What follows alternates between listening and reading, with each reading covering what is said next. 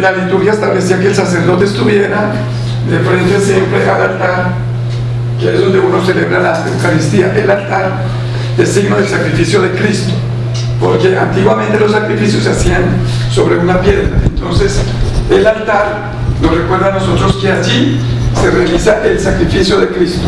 Es signo entonces del sacrificio de Cristo. Entonces había una concepción pues tan sacral todavía, pero que uno tenía que estar, era dispuesto todo el tiempo de frente a todos los signos sacramentales. Pero eso cambió con la reforma litúrgica. Bueno, esto tiene más explicación, pero como hoy no me puedo alargar mucho, lo digo de una manera muy simple. Si me invitan en otro momento podemos hablar de pues otros temas también. Pero con el Concilio Vaticano II vino una reforma litúrgica. Entonces la misa se celebraba solo en latín, porque era la lengua también de la iglesia, y la gente iba devotamente, pero nadie entendía nada.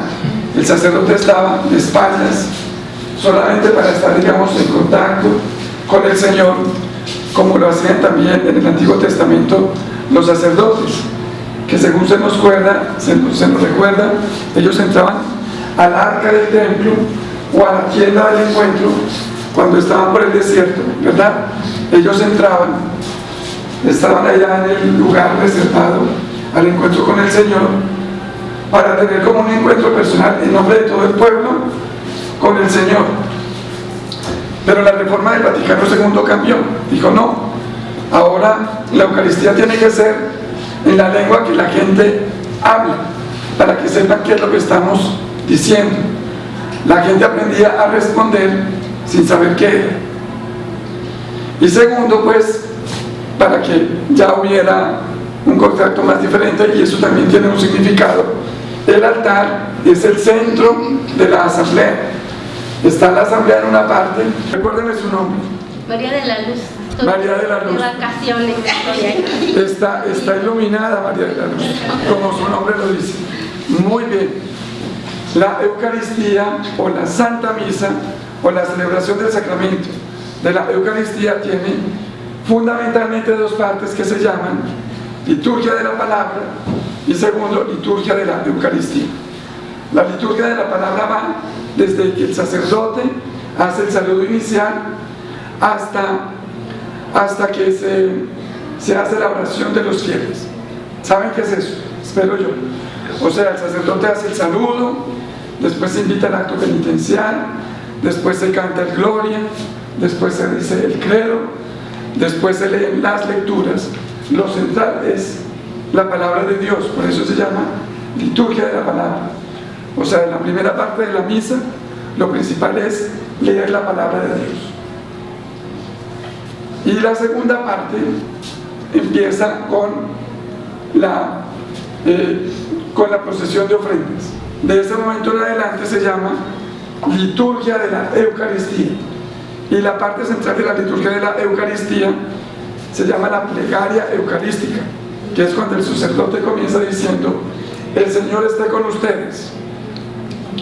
Entonces ahí comienza la plegaria eucarística, que es fundamentalmente el momento en que el sacerdote hace la consagración del pan y del vino.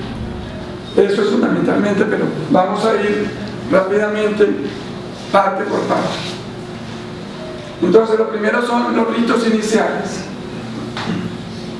Son los ritos introductorios para la celebración y nos preparan para escuchar la palabra de Dios. Entonces, normalmente, pues la Eucaristía siempre comienza, como acá, con una procesión de entrada. No siempre hay procesión de entrada, pero normalmente, digamos, hay una procesión de entrada donde van los acólitos, el sacerdote es como la preparación para tener este encuentro con el Señor. Luego el saludo inicial: el Señor está con ustedes, dice el sacerdote. Entonces es lo primero que se hace, el saludo inicial. Aquí voy a pasar rapidísimo. El acto penitencial, porque es lo que nosotros vivimos siempre.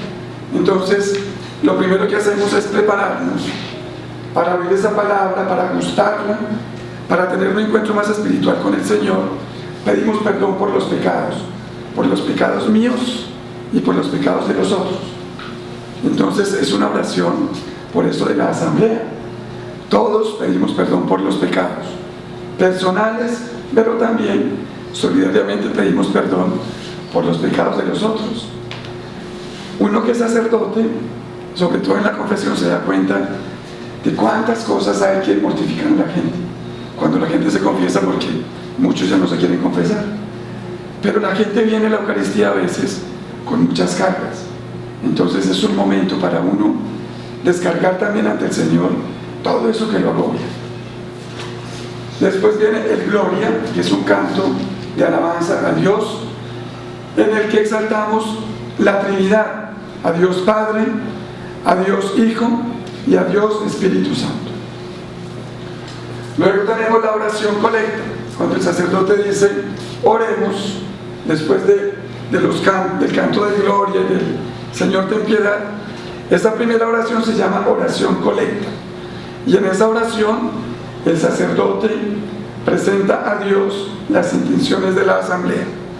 Siempre en esa oración se dice como una intención por la cual se está celebrando la Eucaristía.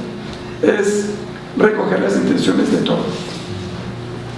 Luego tenemos entonces liturgia de la palabra. Es todo. Bueno, hasta aquí hablamos de los ritos iniciales. La liturgia de la palabra entonces es pues la escucha de la palabra de Dios. Normalmente el domingo hay una primera lectura. Ustedes saben que la primera lectura siempre es del Antiguo Testamento. ¿Sabían eso o no? Sí.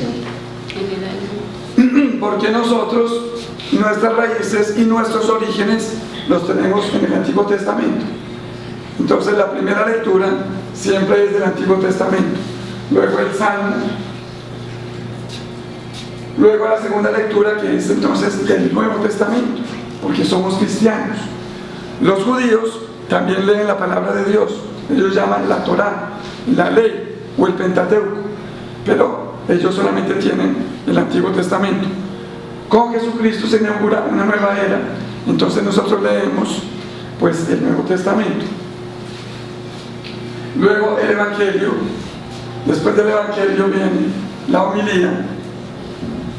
Después el credo, donde nosotros decimos, profesamos, es decir, decimos de viva voz aquellas verdades en que la Iglesia cree, y que nosotros como católicos decimos, yo también creo verdaderamente que Dios es Padre, que Dios es Creador, yo creo en la Iglesia. Bueno, todo lo que decimos es una profesión de fe, es decir, es algo que yo realmente creo de corazón y con la mente. No es algo que uno debe decir solo repetitivamente. Luego viene la oración de los fieles, que es ponernos en solidaridad con todas las intenciones que le presentamos al Señor.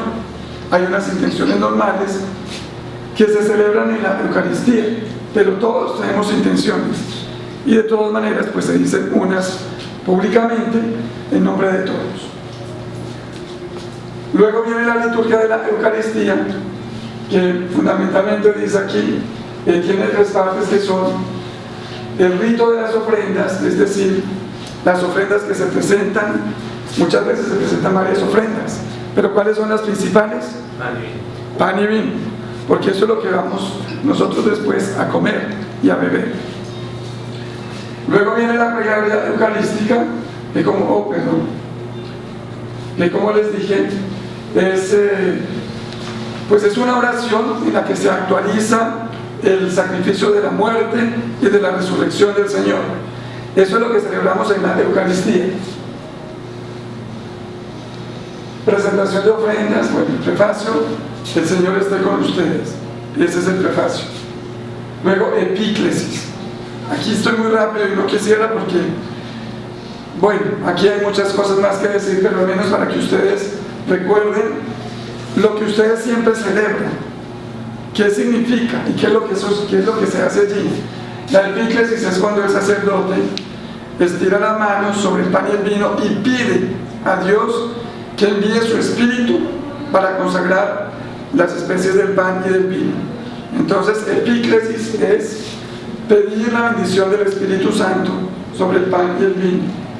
Luego viene la consagración, que es cuando se pronuncian las palabras de la institución de la Eucaristía. Luego viene la aclamación, cuando el sacerdote dice: este es el misterio de la fe, o sea, estamos aclamando lo que estamos celebrando, y el pueblo responde. Luego viene la intercesión, que es cuando pedimos por el Papa, por los obispos, por la Iglesia, por los fieles, por los difuntos. Doxología es la parte final de la plegaria, que el sacerdote termina diciendo: te ofrecemos, Señor, todo esto a ti, Padre, por Jesucristo y en el Espíritu Santo. Doxología significa pues la entrega final de todos esos dones a Dios uno y trino. El Padre Nuestro, que es la oración que llamamos la oración dominical, todos como hermanos nos unimos para orar como hijos del mismo Padre. Si hay algo en la Biblia que se dice propiamente salió de la boca de Jesús, fue el Padre Nuestro.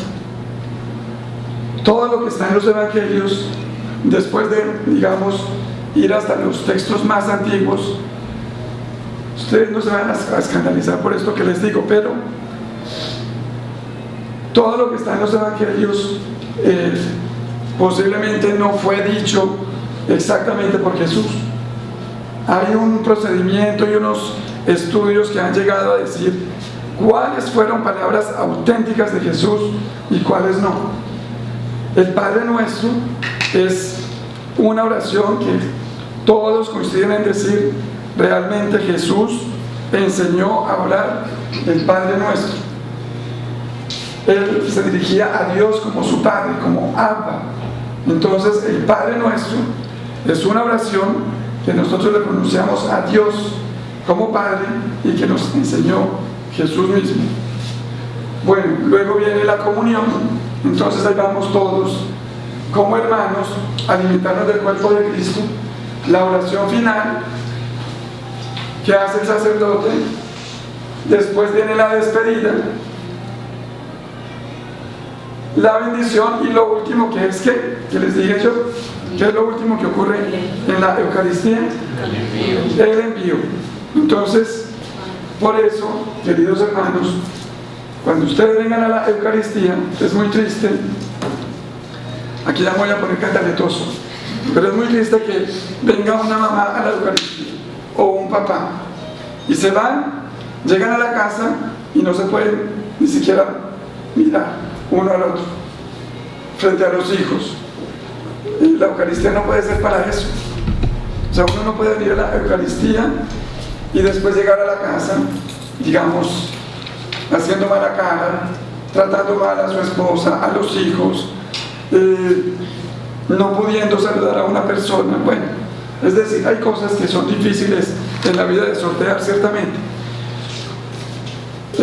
Y todos tenemos malos momentos, tampoco pues somos ángeles, no exageremos, a mí no me gusta exagerar, pero cuando uno sale de la Eucaristía, uno sí debe irse pues contento, y también una persona que venga de acá. Ahí les dejo esto de recuerdo, pásense estas hojas. ¿Quién quiere leer? Bueno, por favor, espero que todos tengan esta hoja. Es obligatorio. Un momentito, este es un texto, les cuento la verdad. ¿Ustedes usan WhatsApp? Sí. Muchos usamos WhatsApp, ¿cierto? Bueno, hay tantos textos y cosas que mandan por WhatsApp que no sirven para nada, y a veces también otras que lo atiborran a uno de mensajes que uno no puede leer, pero esto me lo mandaron una vez y a mí me llamó la atención. Dije, bueno, este puede ser motivo para una homilía. Yo una vez lo leí acá. Alguno de ustedes es posible que lo haya leído, pero quiero que hoy, que estamos hablando de la Eucaristía, lo leamos otra vez. Es obligatorio ir a misa los domingos. Vean qué respuesta interesante. Vean qué respuesta interesante. Pregunta: hola, Padre, bendiciones. Tengo una duda y estoy seguro que usted me podría ayudar. ¿Es necesario ir todos los domingos o el fin de semana a misa? Yo no he podido ir a misa y mi mamá que dice que está mal, pero yo pienso que de nada vale ir todos los fines de semana si no estoy preparada para recibir el cuerpo de Cristo. Estaré a espera de una respuesta, porque esto me tiene muy intrigada.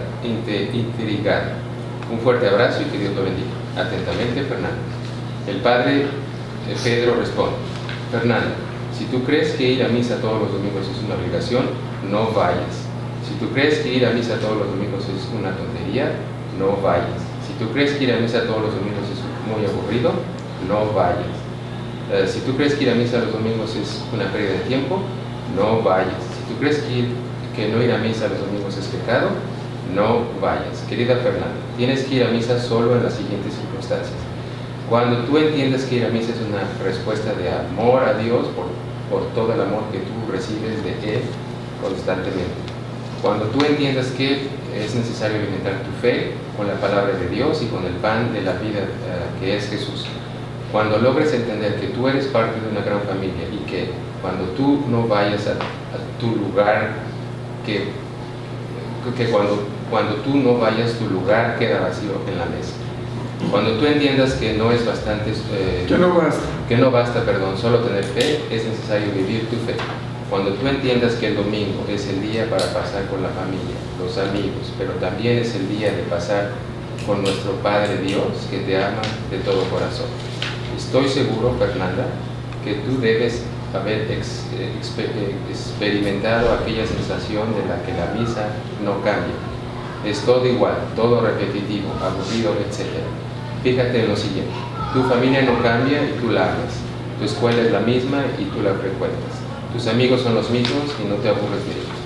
Vas a escuchar de mucha gente que dice que ir a misa solo cuando hay que ir a misa solo cuando tienes la voluntad de ir. Yo también estaría de acuerdo, pero también creo, querida Fernanda, que debemos educar nuestra voluntad para querer cosas buenas que nos hacen crecer, que nos hacen felices. Espero haber sido de ayuda. Buen domingo. Bueno, termino con eso. Entonces, a nosotros los sacerdotes nos preguntan mucho en la confesión. La gente se confiesa de no ir a misa los domingos. Bueno, se nos dice en el catecismo que es pecado. No se escandalicen tampoco por esto que voy a decir. Yo no sé, yo no tengo la respuesta para decirles si es que uno se va a condenar porque no va a misa los domingos. Para nosotros creyentes, pues ir a misa el domingo tiene todo un sentido que, bueno, aquí un poco a partir de este texto pues se nos dicen algunas cosas, pero la Eucaristía pues tiene realmente una significación muy grande para nosotros. Es el centro de la fe. Como les dije, lamentablemente pues yo hice una charla muy teórica como para recordar lo fundamental de la teología sobre la Eucaristía, pero me gustaría una segunda parte donde quizás habláramos de todo esto que uno puede parecerle muy teórico de una manera mucho más vivencial y existencial. De todas maneras, espero que hayamos recordado algo en relación con la Eucaristía. Fundamentalmente, entonces, la Eucaristía es nuestro encuentro con el Señor, es el encuentro con el Señor, es venir a celebrar la fe, es participar de este sacrificio, es venir a la acción de gracias, es comulgar con los hermanos, es alimentar el espíritu, es pedir perdón por los pecados, es meditar la palabra de Dios, es saber que yo después me tengo que ir con el compromiso de, tratar de ser mejor. Y tener paz. Sí, y recuerden, pues, no es obligación. O sea, uno no está obligado a ir a misa, aunque a uno le dicen siempre los papás, es obligatorio ir a misa. No debería ser por eso que vamos a misa. Ahí estoy de acuerdo con lo que el padre le respondió a Fernanda. Bueno, tengo que irme porque ya es hora de la misa. No alcancé a preguntarles, hacer preguntas, una sesión más larga y ya no los quiero cansar tampoco. Buenos días. Un momentito nada más, un segundito nada más que quiero darle.